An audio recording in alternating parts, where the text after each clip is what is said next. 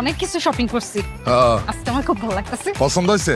অনেক পছন্দ হয়েছে, নাহলে আমি কি কিনতাম? অবশ্য ঠিক। শপিং সবার শপিং সবাই দেখুন। পারুল তো শপিং করতে গেছেন, তাই আছে দেখতে এই পারলে শপিং করে দিস বলো ধরে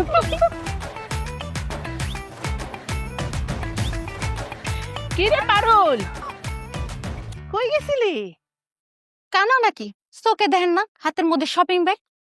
জামাইরে নিয়ে মার্কেটে গেছিলাম ঈদের শপিং করতে। তো আজকে শপিং করে এত দেমাক কেন, এত ভাব কেন? আমার স্বামী তো আমার আরো 7 দিন আগে শপিং করে দিচ্ছে। আমার জামাইটা আমার 10-12 দিন আগে মার্কেট কমপ্লিট করে দিছে। আমারটাও দেখছস গোলামের পুত, তুই গতবারও আমার ঈদের আগের দিন শপিং করে দিছস, এইবারও আমারে ভাবিকে পরে শপিং করে দিছস। তুই কি আমার একবারও ভাবিকে কাছে ঈদের শপিং না জিততে দিবি না? তোরে বিয়া কইরা আমি সারা জীবন হাইরাই গেলাম, তুই একটা ফকিং নির্পুত। আল্লাহর দোহাই লাগে একটু চুপ করো, এটা ভাবিরা আছে, এসব কথা বাড়িতে যায় কোয়া যাইব না।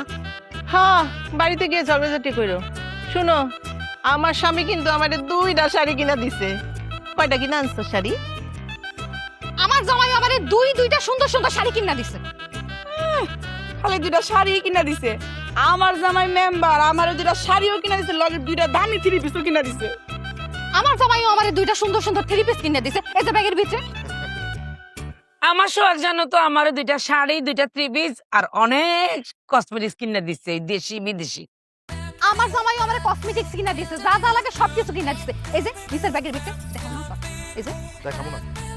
না দেখার লাগবো না। আমার সোহাগ জানো আরো কি করছে জানো?